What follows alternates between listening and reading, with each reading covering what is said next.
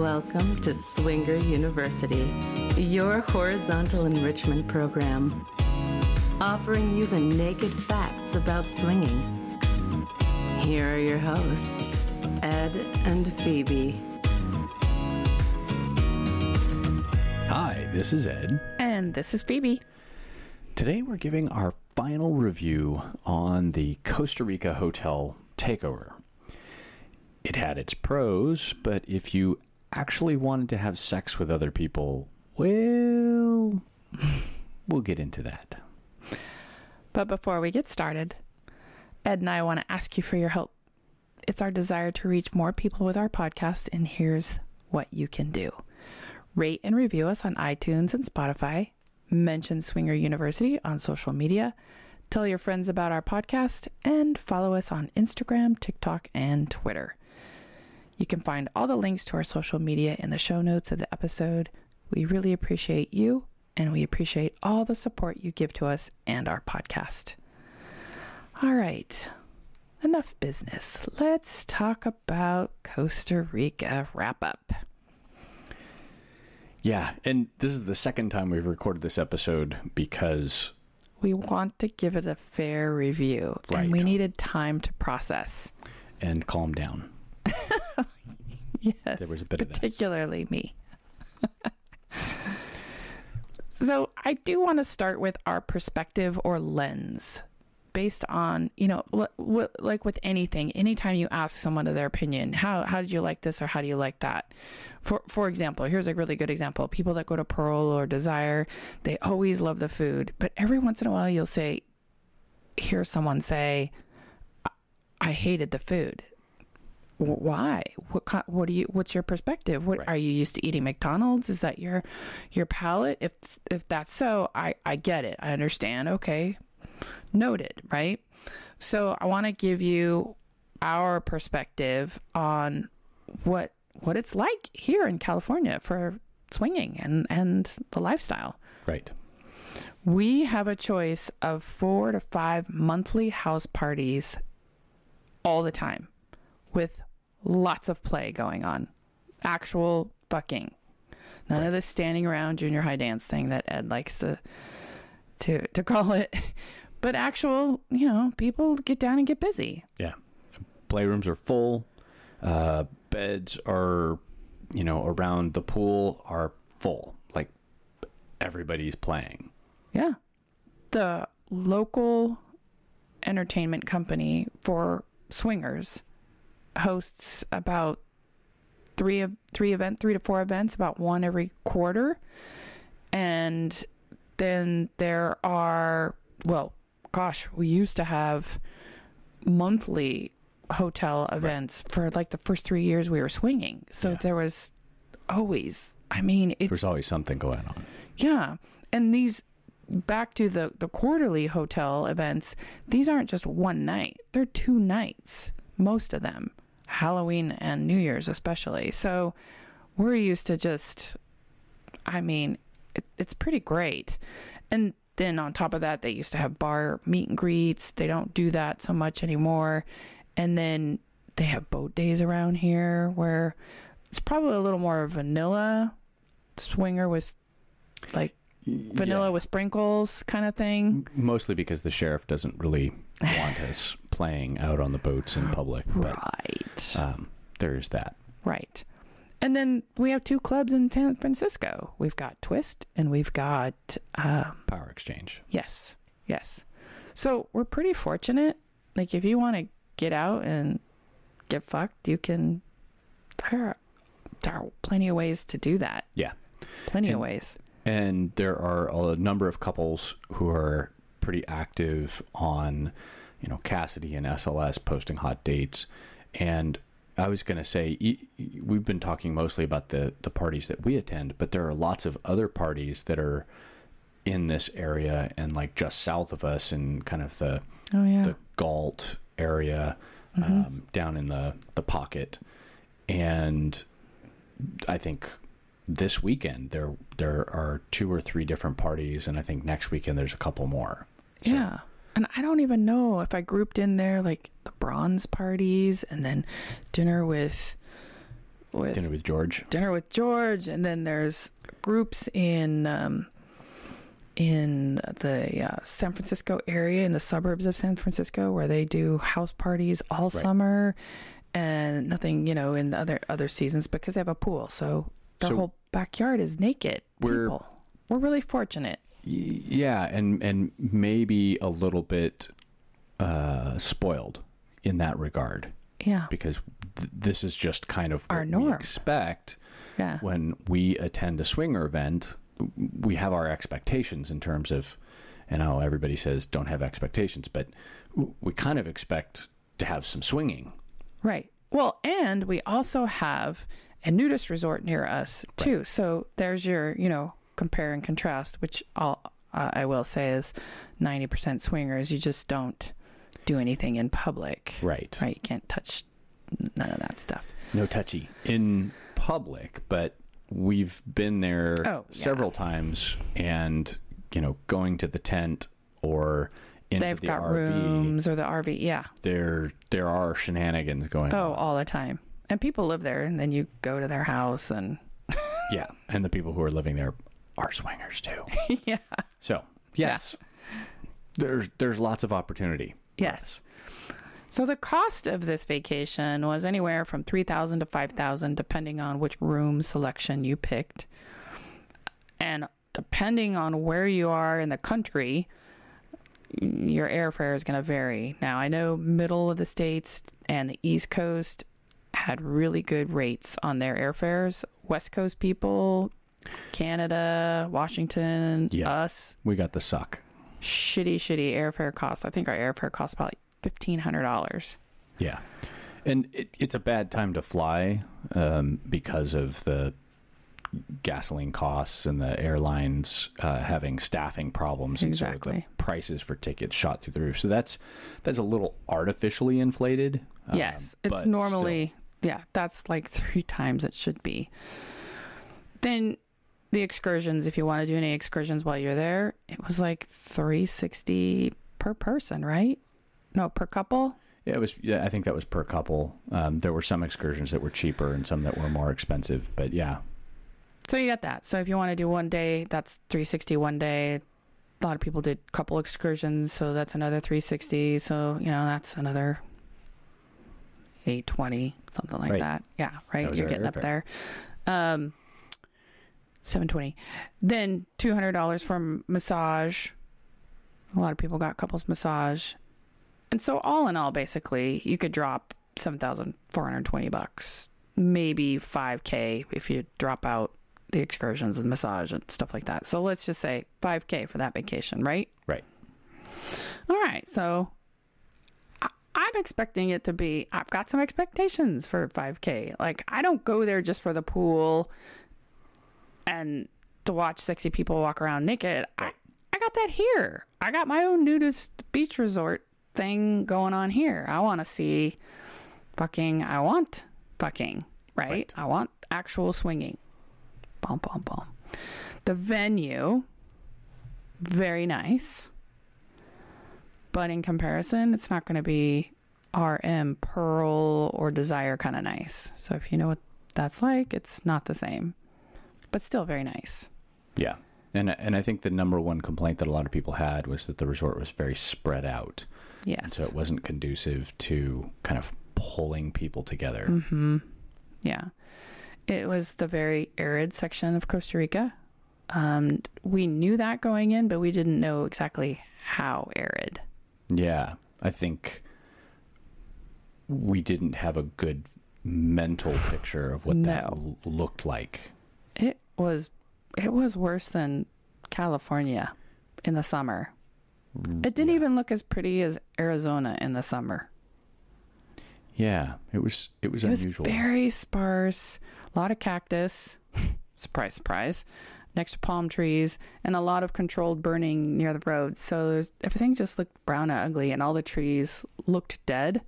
They were just missing their leaves. Right. But not in a nice looking way. It was disappointing. Because the resort was so far away from all these excursions, all the things that you wanted to do, waterfalls, zip line, things like that, it required a 2-hour drive to get there. And then, of course, 2-hour drive back. So there's 4 hours of time out of your day. And even the best stomach was having issues with the windy roads. So if you're at all motion sick, it was rough. It was a rough ride. Yeah. It was rough. So we decided that wasn't a good option for me. I get motion sick really easy, and I didn't want to spend a whole day away from the resort because I wanted to chill with people and make connections. Some people took the catamaran tour. They said it was okay, probably too long. Yeah. Music was too loud. Couldn't really talk to anybody. Maybe that was just that particular company running that particular tour, but no one had any rave reviews about that. I will say the staff on site was very nice. Very, very nice. Yep. Tried to be very accommodating. Mm-hmm. But if we had spoken Spanish, it would have been much easier. Yes. There was a fair amount of confusion, misunderstanding, especially on the phone. Yes. In person, it was easier, but definitely on the phone, we got a lot of like weird directions and misunderstandings. Right. The food I thought was good. It could have, they could have had a little more variety after like day 3. It was starting to be very similar, right? And it is not RM or Pearl type food. So according to a number of people that we talked to. Yeah. But it was good food. There was plenty for you to select from. Let's see. The gym, they had a gym. Mm-hmm. I probably only saw one guy in there. Everyone set off to be very gung-ho and work out. And we've talked to so many people and they're like, yeah, I brought all my gear and I didn't even get over there. Right. The other downside was the information, right? Things that they had to offer or... Yeah, there wasn't a binder in the room that gave you the times for when dinner was served. We called the first morning to find out when breakfast was going to be served, or I guess it was the first night. And we found out one of the restaurants, the buffet, opened at 7 a.m., but none of this was posted anyplace. None of this was provided to us in any kind of printed format so that we could see the schedule. There wasn't even a map of the grounds provided to us to say, this is the upper pool, the lower pool, this is what's here, what's there. So there was almost no information provided except via word of mouth from other guests. Yes. So somebody would hear something and then the telephone game, and we would basically pass it around to everybody that we ran across. But that was the only way we found out about anything. Yeah. There was no information. Right. Even important stuff like the COVID test. Right. We found out through word of mouth. Word of mouth. We never would have found out about that because you had to have one before you left. When the different areas that food is being served. So what Ed said, one of the buffets opened at 7. Well, another one opened at 9 because the top one closed at 8:30 or 9 something. Yeah. And we didn't even know when the other one closed. We didn't know when dinner got started to be served until later in the week. Right. And lunch was also another one of those where we happened to wander by at noon and they were serving food, but we didn't know when they started to serve. Right. And then the pool. Like, oh God. Was it closed? Was it not closed? No rules posted, no information about what time you could swim at. So could we swim at night? It didn't say we couldn't, and so we chose to get in the pool anyway.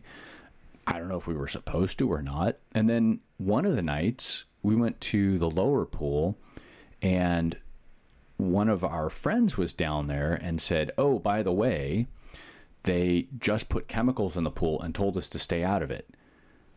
No sign posted, no information, no rope closing off the stairs, none of that. And the same thing happened to us later in the week, but we were actually in the pool, and the security guard came up and told us, oh, by the way, you probably don't want to be in the water because they just put chemicals in.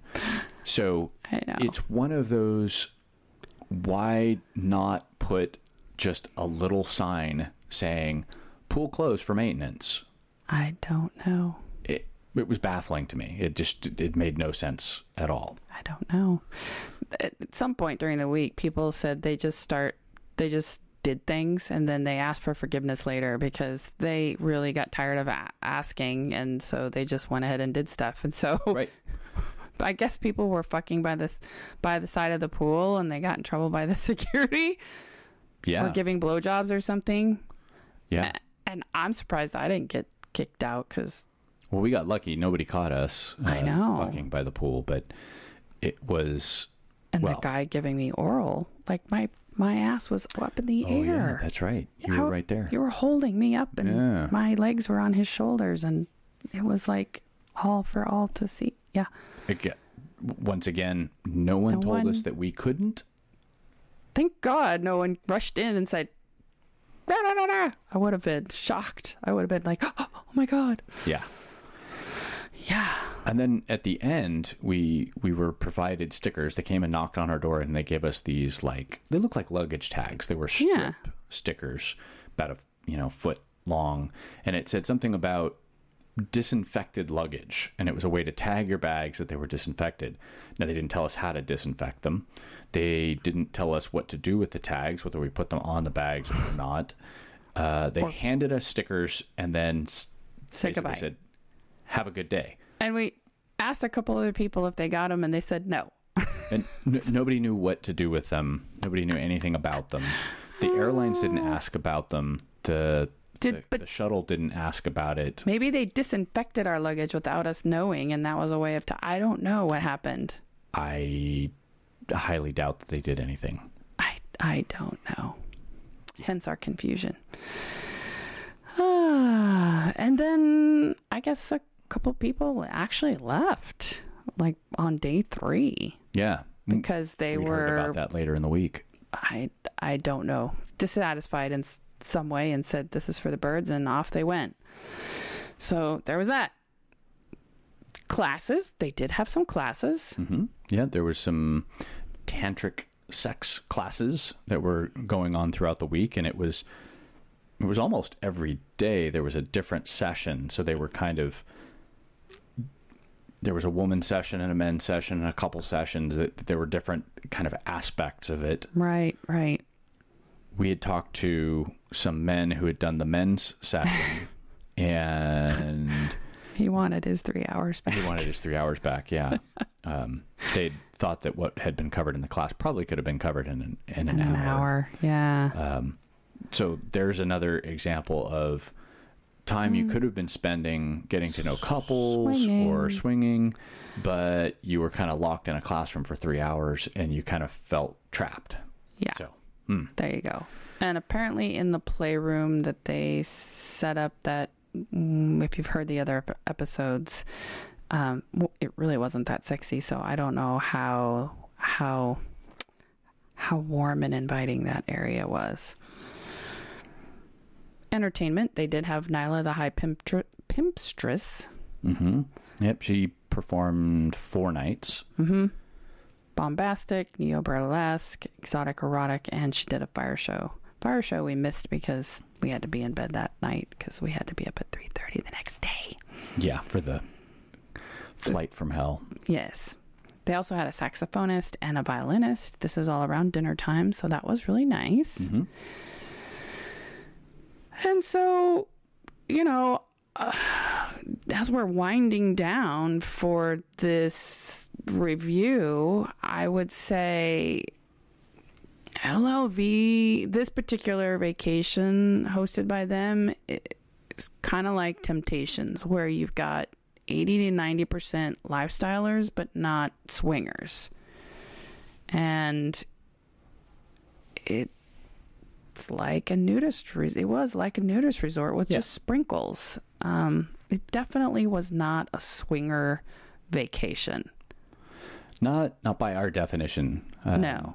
From our experience on Bliss Cruise and from the conversations we've had about, Riviera Maya and Pearl, that just the amount of available sex, this really was a lot of flirting, some touching, and that was about it. That's it. And I broke it down in percentages for you. There's about 200 people there.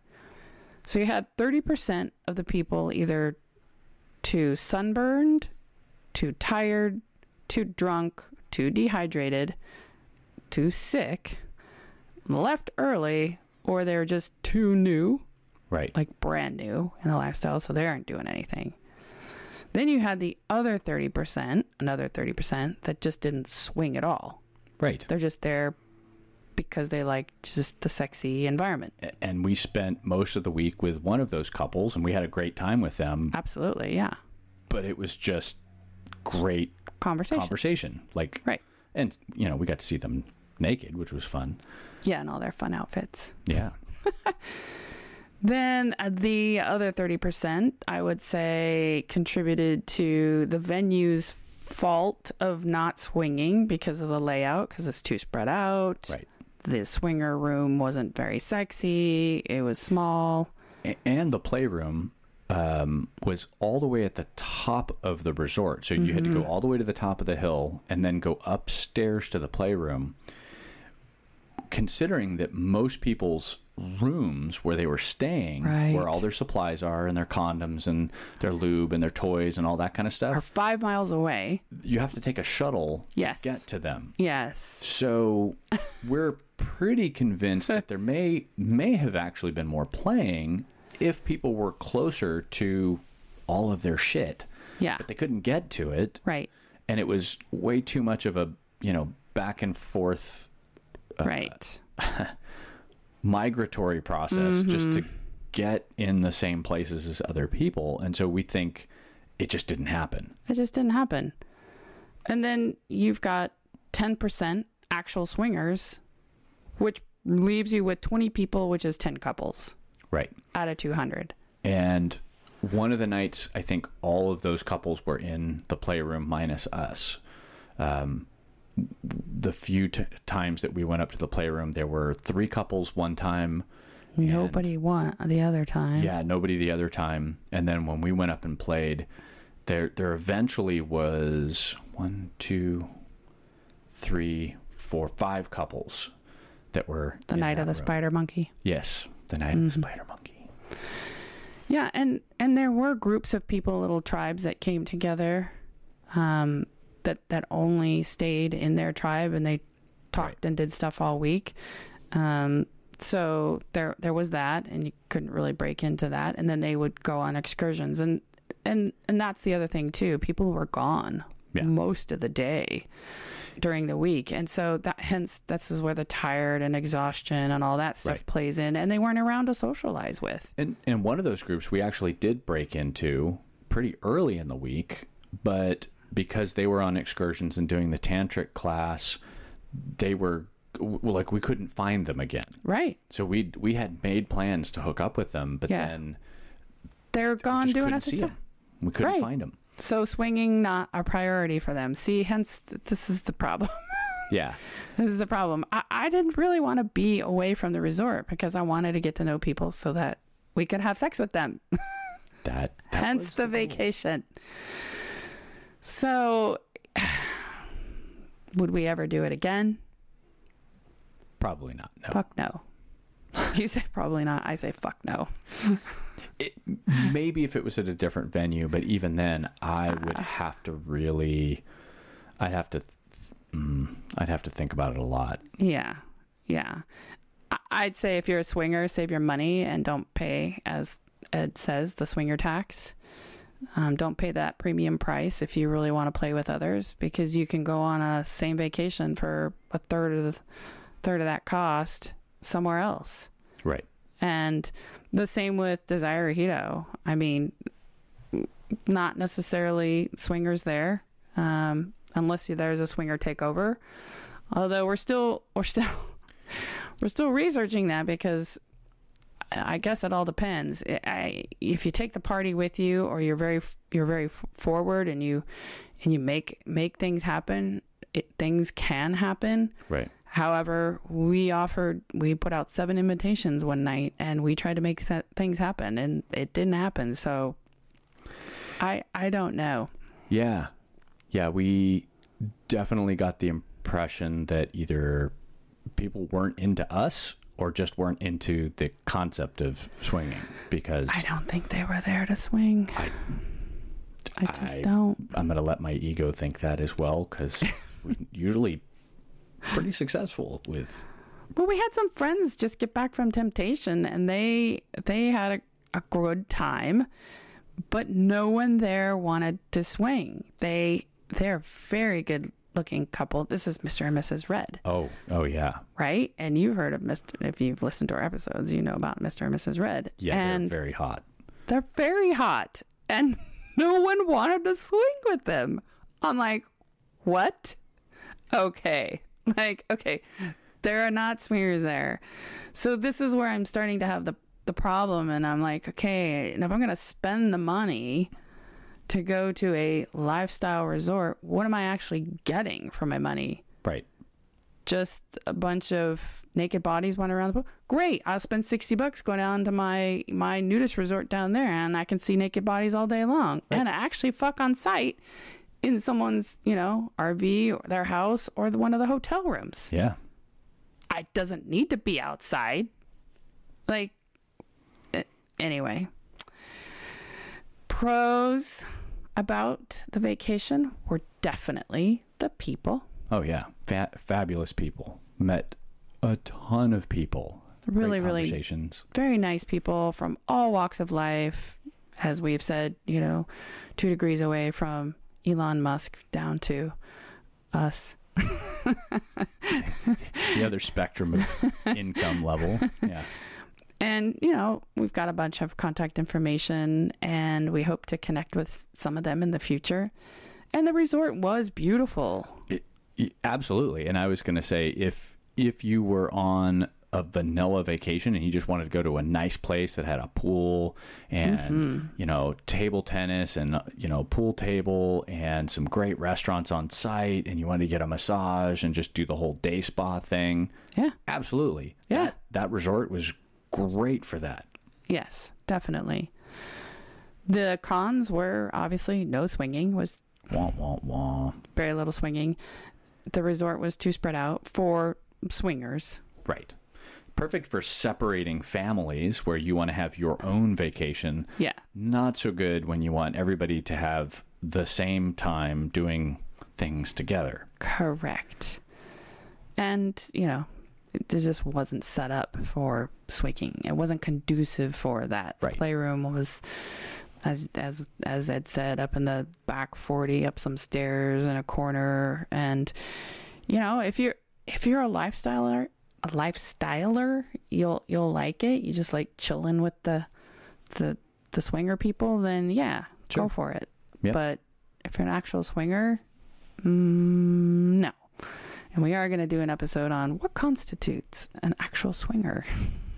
We're having because that came up a lot during that vacation. Yeah, a bit of an existential crisis, if you will, trying to sort some of that stuff out and really help figure out where is everybody. I felt like we'd gone back in time like 10 years when we first started swinging, and I was so confused. I was like, what's happening right now? Right. And we are not those shy people anymore. So no, there you have it. Hence the difference between areas and regions and why it's all different. So there it is. There it is. That is our hopefully well-balanced review. With a lot less angst than the last recording. Yes. Which you'll never hear that one. Dun, dun, dun. The Swinger University needs your help. If you like our podcast, let the world know, or at least tell a fellow swinger or two. Not only will you be helping us, you'll be helping your fellow swing lifestylers. Please rate and review us on Apple, Google, and Amazon podcasts. You can share your favorite episodes on social media. We're at TikTok at Swinger University, Twitter and Instagram at SwingU Podcast. Email us at swingeruniversity@gmail.com and visit our website at swingeruniversity.com, where you can find more information as well as visit our affiliates page to get a free 30-day membership at Cassidy.com. Thank you for listening to Swinger University, your horizontal enrichment podcast.